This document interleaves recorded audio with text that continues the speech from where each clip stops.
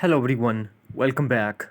If you have a try again problem on your Play Store, then do the following step to fix this issue. So without wasting any time, let's get started.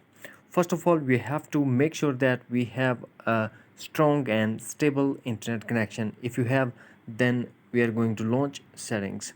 Here, scroll, find and tap on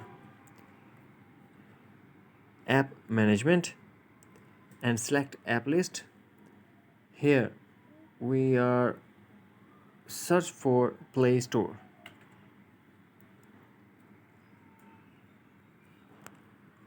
and tap on Google Play Store, then tap on storage usage and tap on clear data and also tap on clear cache. Tap OK. After clearing data and clear cache, force close all the app that are running in the background and restart your Android OS and your problem will be fixed. That's it. Hopefully friends, you found this video helpful, so please do like, share and subscribe. Thanks for watching. Take care. Bye bye.